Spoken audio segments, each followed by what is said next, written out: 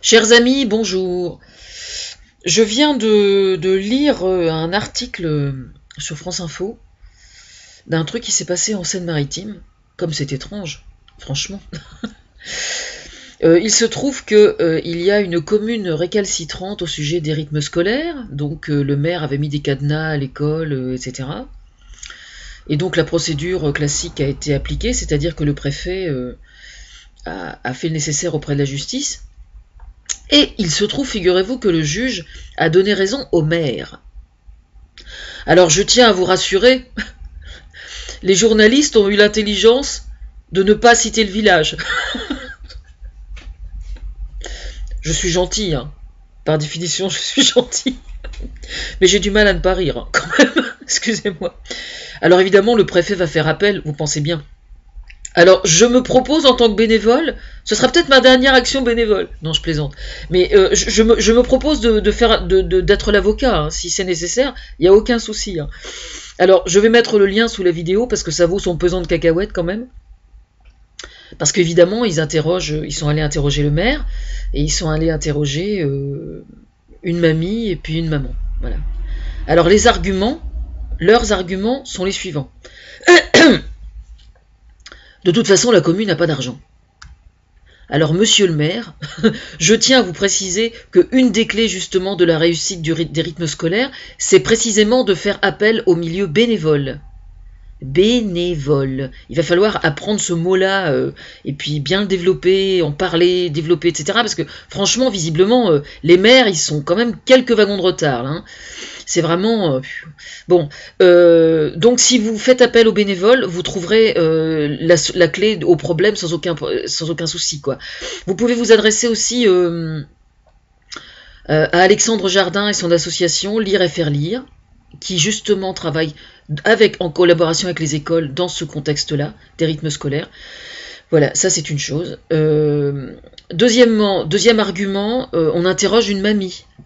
Ah bah oui, mais vous vous rendez compte, mes enfants, ils vont pas être rentrés à 18h pour récupérer les enfants. Alors madame, chère mamie, je vais vous donner 2 conseils.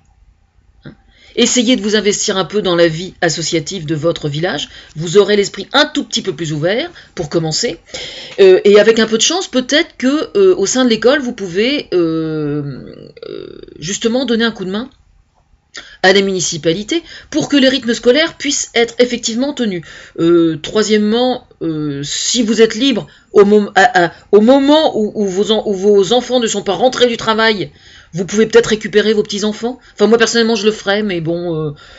il y a beaucoup de grands-parents qui récupèrent les enfants après l'école. C'est tout à fait envisageable.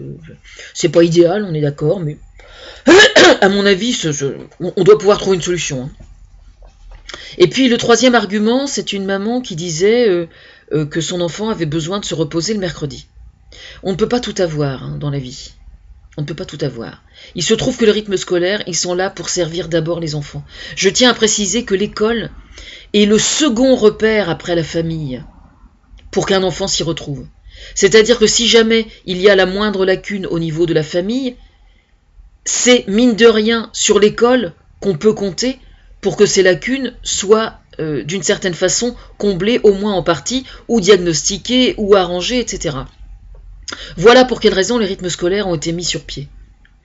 Ensuite, je tiens à préciser que, mine de rien, les parents qui avaient le mercredi de libre comme repos pour les enfants, dans beaucoup de cas, il y a énormément de parents, je sais parce que je l'ai fait moi aussi, hein, quand mes filles étaient enfants, j'étais femme au foyer, et le mercredi, il y a les activités, hein, d'accord. Alors entre le caté, la danse, la musique, etc., les gamins, quelquefois, ils n'arrêtent pas du matin au soir. Alors, il faut arrêter de nous prendre pour des imbéciles. Oui, effectivement, bon, ça commence pas aussitôt que l'école, on est bien d'accord. Enfin, je pense qu'il y a beaucoup de mauvaise volonté.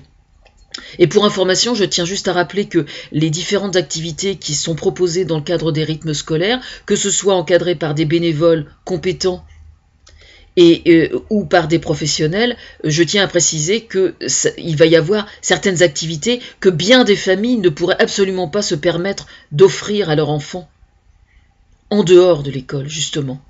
J'en tiens pour preuve, moi, par exemple, quand une de mes filles avait voulu prendre des cours de guitare à Bouville, hein, pas loin, j'avais pas pu le faire parce que tout simplement c'était trop cher pour moi. Alors je ne veux pas dire par là que dans le cadre des rythmes scolaires, il va y avoir la possibilité systématique d'offrir des cours de musique aux enfants, parce qu'au niveau des budgets, ça va peut-être que c'est pas possible, je sais pas.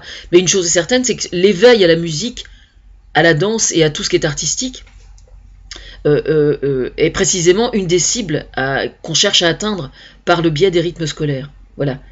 Je rappelle que les rythmes scolaires, ils ont été mis sur pied pour justement, comment dire, aider les enfants à être mieux dans leur peau et notamment à faire face à l'échec scolaire. Parce que l'échec scolaire, une des solutions de l'échec scolaire, c'est précisément d'aider l'enfant à prendre conscience qu'il est capable de faire bien d'autres choses que l'école au sens le plus traditionnel qu'on conçoive, quoi. Il n'y a pas que les maths, il n'y a pas que l'histoire, il n'y a pas que le français, etc. L'expression artistique fait partie intégrante de l'épanouissement d'un enfant. Voilà, savoir s'exprimer, par exemple prendre le temps, moi je vois très bien dans le milieu bénévole, il peut très bien y avoir des parents qui se proposent, moi je vous propose, les gens qui sont intéressés pour faire du bénévolat dans le cadre des rythmes scolaires, je leur propose de prendre en contact avec la mairie, et il y a énormément de mairies, moi ici à Saint-Austrebert, je sais que le maire a pris, pour l'instant c'est expérimental, ce qui est tout à fait normal, et il a fait un appel à la population en disant si vous souhaitez participer au rythme scolaire, vous pouvez le faire, prenez contact avec la mairie. Vous avez, on peut très bien imaginer par exemple une mamie qui dit bah tiens, moi j'ai envie de leur apprendre à tricoter, j'ai envie de leur apprendre à coudre, il y a plein de choses à faire. Vous prenez simplement un livre d'enfant, vous prenez un livre d'enfant et vous prenez le temps de vous occuper de 2 ou 3 gamins et tout. Et voilà, moi je trouve ce que je remarque depuis la rentrée scolaire et qui m'énerve vraiment, c'est de voir que l'action bénévole est toujours aussi méprisée, quoi. Et ça me gonfle vraiment. Et ça me met dans une colère noire. Vraiment, je vous jure.